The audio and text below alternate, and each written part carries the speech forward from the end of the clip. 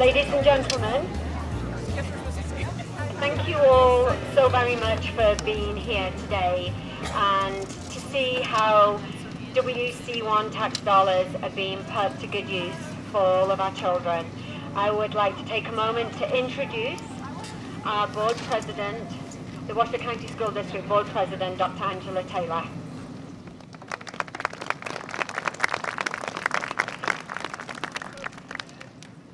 Thank you, Irene. And thanks to each of you for being here today. Isn't this a beautiful day out here today? Yes, I know it's cold, but it's still a beautiful day. And this day means so much to us. As Irene said, I'm Dr. Angie Taylor. I'm the proud president of the Washoe County School District Board of Trustees. And I don't know about you, but for us, it is a happy day. It is a fun day. It is a long-awaited for day. It's just going to be a great day. And we are here to share this beginning. This is a beginning for us with you. So to start, we do want to thank you. We want to thank you and invite you to just celebrate this milestone with us to relieve overcrowding in our school district. This is the first, we had one groundbreaking, which I missed, so I'm probably more excited than all of you because this is my first one. They had to make me not wear my hard hat yet because I really wanted to wear it already. But this is the first new school that we're going to be building since WC1 was passed. The first new school. But again, this is our first new school, but that doesn't mean we've been just sitting around not doing anything. In the meantime, we really have been busy. We have almost completed an expansion of the Monty Ranch High School. So that's our first project, and that's the same expansion, by the way, that's already taken place at Spanish Springs High School and at North Valleys High School. We've already begun major repairs on a lot of our older schools, what we call our core schools, more than $20 million worth just this last year. But this is the first, but only the first, of our brand new schools. So to begin, ladies and gentlemen, would you mind please standing? Please standing, we'll have a presentation of our colors by the Army JROTC from Spanish Springs High School from their color guard. And as they come, oh, there they are. Okay, great. As they come, allow me to please introduce the students to you. First, we have Cadet Staff Sergeant Jordan King, Cadet Staff Sergeant Nick Brill, Cadet Captain Dakota Herring, and Cadet First Sergeant Corey Mills.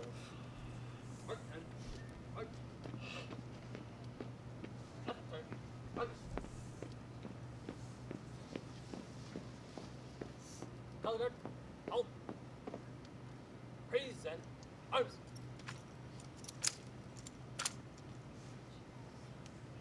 All right, we're going to also ask you to please remain standing until the color guard, until the colors have left the floor. Our national anthem today will be performed by Gracie Schwartz, who is a sophomore student, a 10th grader at Spanish Springs High School.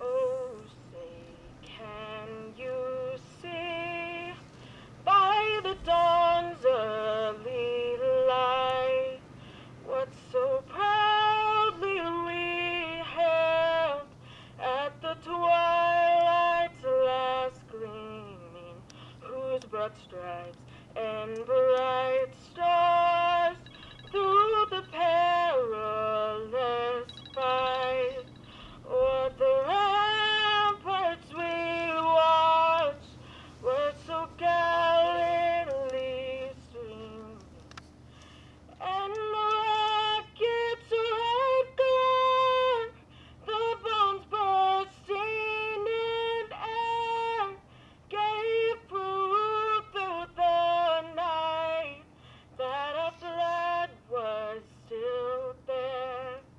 Oh, say does that star-spangled banner yet wave o'er the land of the free and the home of the brave? And now today we're happy to honor a part of our local history here. This is directly related to our armed forces and our history here in Northern Nevada. 2 days ago, my board colleagues and I on the Board of Trustees voted to name this new school at this site for World War II airfield that was located very near here. So ladies and gentlemen, for the very, very first time, welcome to Sky Ranch Middle School.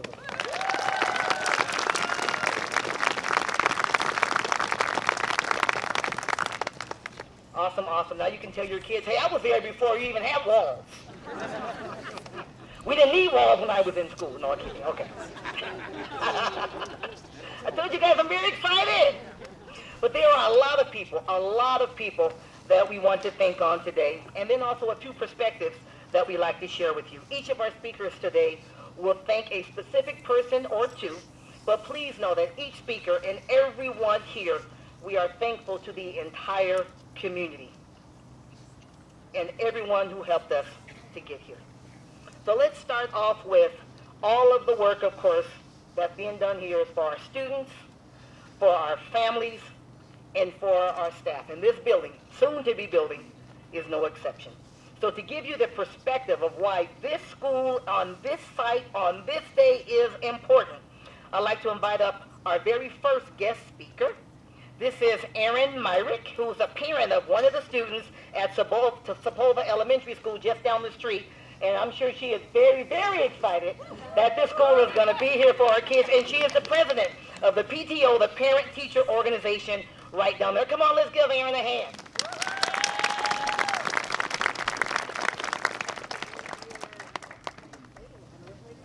She's excited like me. Yes, I'm excited, and I'm also freezing. I'm a little chattery, so sorry. Oh, hello. I'm so excited to see you guys here. Again, my name is Erin Myrick. I am a Sepulveda Elementary School mom and PTO president. I am also a Washoe County native. In the past 45 years plus, I have been in Washoe County. I've never strayed. I love it here. I have seen a lot of changes and so much incredible growth. I am proud that I can be part of all this new development here. Ooh, did you feel that?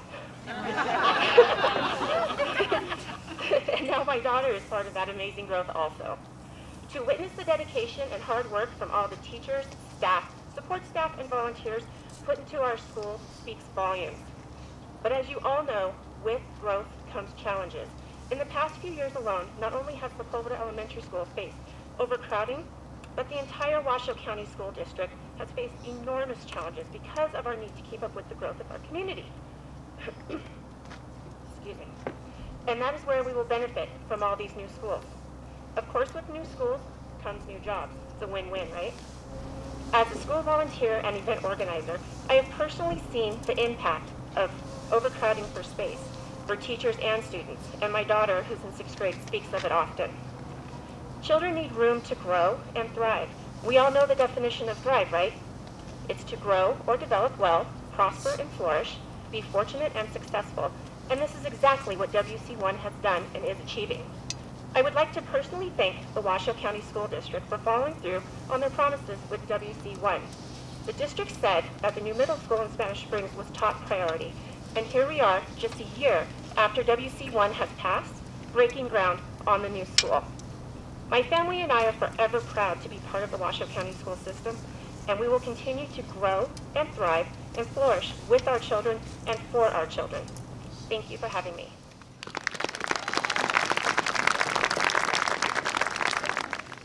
Thank you, Erin. We couldn't be here without so many community supporters and parents that were fighting for us. So many parents knocked on so many doors, and we saw what they accomplished. They succeeded where so many before had failed, and I believe the number one reason why this effort was so successful is because of those people outside of the district, the teachers, the parents, even the students from all over that made this possible. So this really is a victory for the community. We have to thank you, though. We have to give a big thank you, though, to Save Our Schools, the SOS campaign, everybody involved in that Washoe campaign. But anyway, by the way, I know Richard J is here. Richard, raise your hand. Richard J, let's give him a big hand from the SOS Coalition, and they continue to be present, continue to be involved. We thank you so much, Richard. You're welcome. Thank you so much. Thank you so much. Now today, though, however, we want to give a really special thank you to our teachers.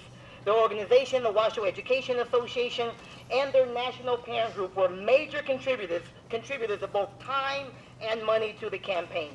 Dana Galvin, I don't know if Dana's here. Dana, wave your hand if you're here. I'm going to read down their names, Napa Anderson and Elaine Lancaster. There we are. Okay, there's Napa. Come on, let's give them a big hand. And all of our teachers who spent literally hours outside of work, knocking on doors. Teachers spend hours, let me say, outside of work, outside of no taxpayer dollars, outside of work, knocking on doors and making phone calls and so much more. So again, let's give them a big, huge thank you to our teachers. In addition to our teachers, the school district also did everything that they could, that we could, to educate the community on our need. Although by law, there are a lot of things that we couldn't do, but what we could do is say, this is what the need is for our community today and for the years to come.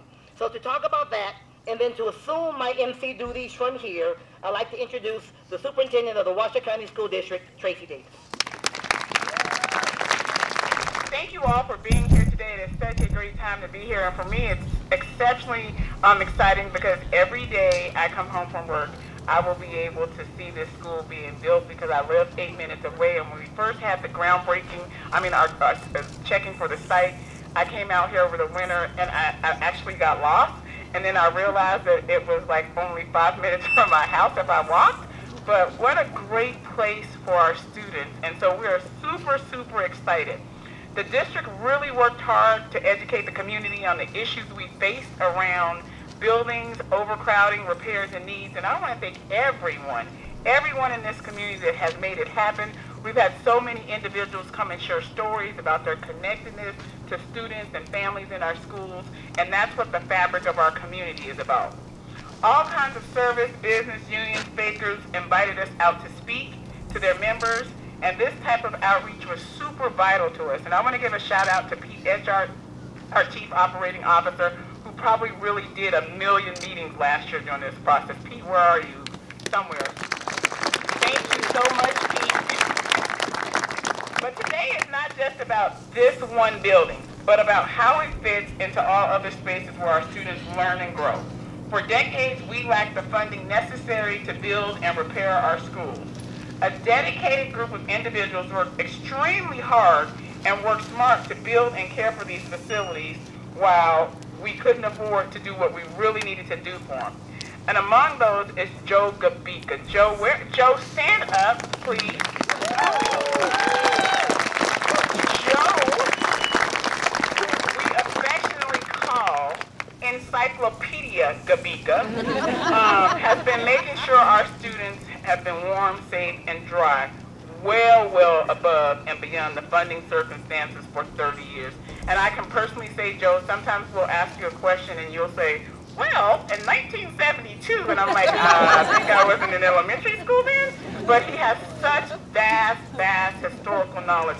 And Joe, we want to say thank you and congratulations on your impending retirement. It is so sad for us to see you go, but we have been blessed that you have not only been a part of our lives as adults, but a part of the lives of the 64,000 students in Washoe County. And your lovely wife, Ann, please stand, who's also been a lovely part of the Washoe County School District, working with schools. So we have been blessed to have this family. Thank you so much. However, none of that work and all the work that Joe has done and all the work that we will do would have been possible without our beloved Peace-Orn. And any of the members of Peace-Orn that are here today, we are so appreciative of the hard questions you ask and the research. Public School Overcrowding and Repair Needs Committee had a very difficult job. We heard stories of school overcrowding, about the wear and tear that is done to a school when it was built to handle 800 students and it's teaching 1,200. We had a backdrop of potential year-round schools, like right over here. Schools with dozens of portable classrooms, about double sessions. That hit home for me because when I was in middle school, I was in double sessions. We started at 5:45 in the morning and went to 11:45 in the morning. You know, went home and had 6 hours before anybody came home to hang out with me. So that was very personal for me. But we needed a solution that was long-term for the whole district, for the whole community. And we knew that meant more taxes, and that was going to be very difficult to sell. Ultimately, we made what I believe was the right decision, but it took lots of hard work. The superintendent already thanked the Peace-Horn Committee, but there wasn't one member of that committee that didn't gnash their teeth over the difficult decisions we had to make. At the same time, we were hearing these terrible stories about things that were going on in our schools, and teachers having to make do with classrooms with 40 kids. It's just not acceptable in this community. One member of that committee, unfortunately, can't be here with us today, and that's the late Debbie Smith, whose lifelong commitment to our schools we felt in this community for generations to come.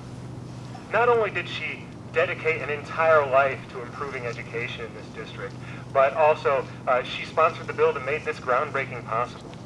She was taken from us too soon, but we know that she has the rare instance, the rare occasion to have a legacy that will last for several generations, not just for my children, but for their children and their children. Greg, her husband, is here with us today. Greg, please know with your family, if you're here, please stand up. She's in all of our hearts, and without her, none of this would have been possible.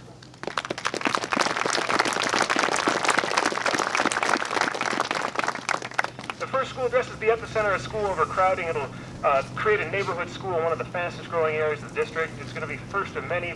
The school district put together a strategic blueprint that would let us make a commitment to the public saying these are the things that are going to be done with the resources should you approve them. And in addition to that, we worked with them to create a committee that would protect the capital funding that the voters approved, to increase their confidence at a time where faith in government, let's just say, is low. This was really important. And I think we have the chair of that committee. I saw Mike Kate earlier. Mike Kate is the watchdog in charge of all of that, standing in the corner pretending not to be here. If we get a round of applause for Mike.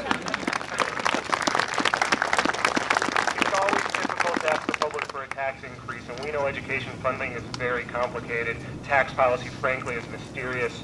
And it was important to send a loud and clear message to voters. It was a pleasure working with the district to sell that message to the people of this community, who worked with us to create the blueprint, to create the committee, and to help accomplish the goals that we all agreed on. Superintendent Davis, thank you so much to you and your staff for doing that work. So happy to be here today. Thank you for having me, and thanks for doing this.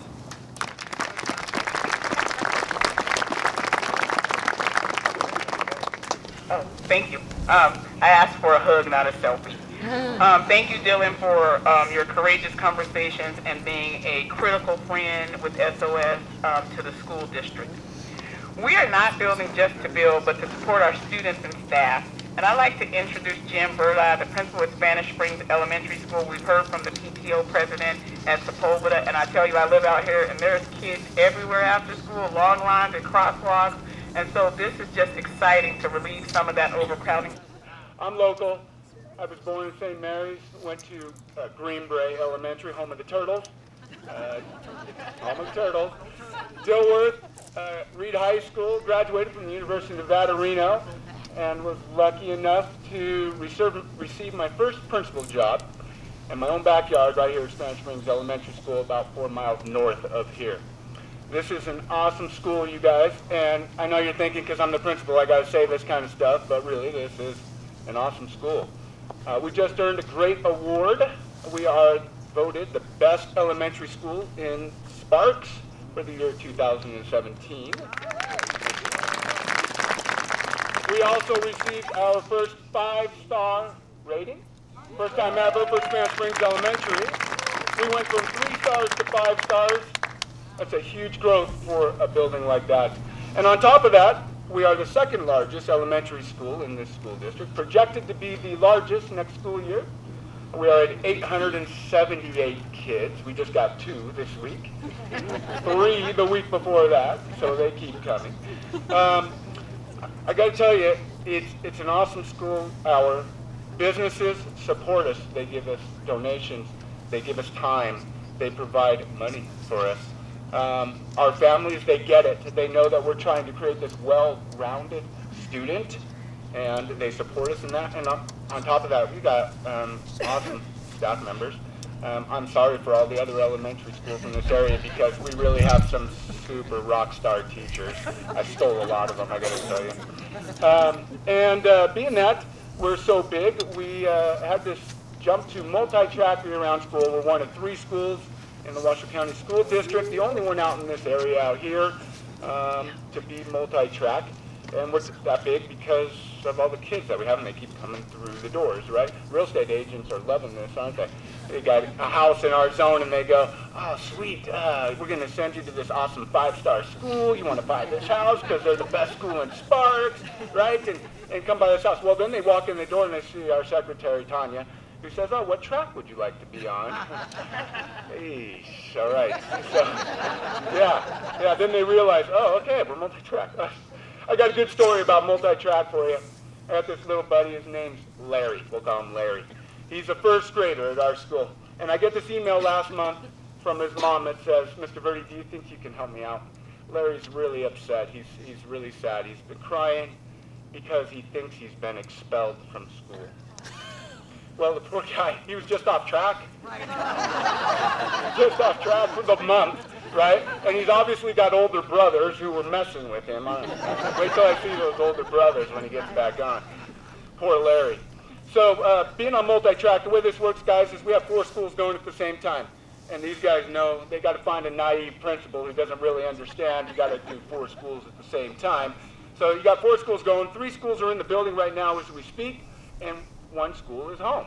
And they're home in their pajamas, except for these kids right here. You see these kids right here? Some of these kids are Spanish Springs Elementary kids who are off track and that's just kidding right now. Davis, wave Davis. Look at Davis right there. Davis is off track for the month. So that's how that works, you guys. There's 1 school that's off track during the month, and the reason we do this is to create space. We need the space to really teach these kids, so we send a whole school home for an entire month and keep 3 schools in the building, and we rotate that around for 12 months, okay? I do support multi-track, especially for Spanish Springs Elementary, you guys. It's really important right now. The building's full, but I got 2 open classrooms, and I know many of you are going, well, if you got 2 open classrooms, why are you on multi-track? And I'll tell you, we do have these 2 open classrooms, but with like Davis and all of his teachers, there are 9 teachers who are off track right now sitting at home in their pajamas. Now imagine, okay, we'll bring those guys back. I got 2 open classrooms, but that still means that we've got 7 teachers without a space and all of their kids. So really it's about space. And we're lucky that those of you who are out here supported Washoe County 1. I know there are many of you that really put a lot of time and energy, really worked your tails off supporting WC1. And it passed, and now we got Sky Ranch School, and that's going to be awesome for us out here in this area. It's going to provide relief in the way that works for my elementary school and many of the others. Like Sepulveda, they're over 800 kids. There's about 3 other schools out here over 800 kids as well. And all of our 6th graders are going to get to go to one of these schools. Maybe Sky Ranch is one of them, right? That provides relief to all of these schools. And maybe with some rezoning, my school, I can see some light at the end of the tunnel that we might make it back onto traditional calendar. Thank you very much. Thanks. Let's give Jim another round. I love a principal that has no shameless plugs about the amazement of his staff and his students. And if you had seen the children waving, there was such a jubilation about their school. Thank you, Jim, for sharing those stories with us. But I want to thank each and every staff member in each and every school that has really, really made do in our buildings for such a long time. With the passage of WC1, this will finally help those schools that not only need repairs, but also overcrowding. And my shameless plug to you is go to wcsd.buildings.com and look at the work, because we post the work of everything that we promised that we would do with the money to be fully transparent. Finally, I want to thank all the district staff again for their commitment to our students' academic success. So not only while making do in these classrooms, we have put up another record-breaking year graduation rate, and we are closing achievement gaps amongst all students. Now to wrap up, I would like to introduce 2 trustees in which this is their area. And thank you, Tracy. As she mentioned, I'm Veronica Frankel. I'm the at-large representative for this district, for this area, District F. And I'm speaking on behalf of my colleague, Debbie Feenstra, who is the area district representative for District C, who has a sore throat. So let's give her a round of applause as well.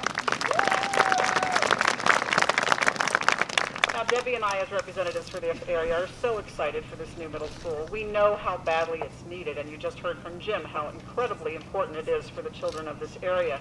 These 51 classrooms, plus the gym, other physical education areas will give us not just the ability to relieve the overcrowding that you just heard about, but also more options for education.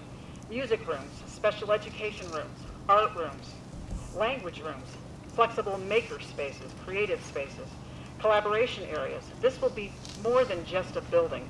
It will be an exciting space in which children can learn and grow. That being said, we want to again thank all of the folks that have been mentioned thus far, and I do want to add our architects for this project, Van Wert Bugatti. Let's give them a round of applause for the work they'll be doing on this. Creating a great educational space for our students. And so many people, as you've heard, have been instrumental in making this project a reality, and so many more will be moving forward. As representatives for this area, as I mentioned, Debbie and I are really excited and know that it is past time for us to build this school. So, you know, Angie, it's cold, and I think it's time for us to get started. Yeah. So let's get started building this school. All right. Thank you, Veronica. I'm just going to introduce our fellow trustees and a couple of others that are here. And as you can see, I am ready. I've been waiting for months to wear this hard hat in public. I wear it around my house sometime, but you don't want to, you know, it's kind of crazy. But anyway. So please let me introduce the colleagues that we are proud to serve with. We're going to start with our Vice President Katie Simon Holland. Trustee Melina Raymond. And she's already been mentioned, but we'll clap for her again. Dr. Debbie Finster, trustee right out here. And I won't say our oldest trustee, but our longest serving trustee, seasoned John Mayer. I like to call him the Godfather. He's the Godfather. And now all of our speakers are invited to head over for a shovel. Trustees, come on over and get a hard hat and the shovel. Yeah, you go on down. We got to get a selfie. That's 1, 2, 3.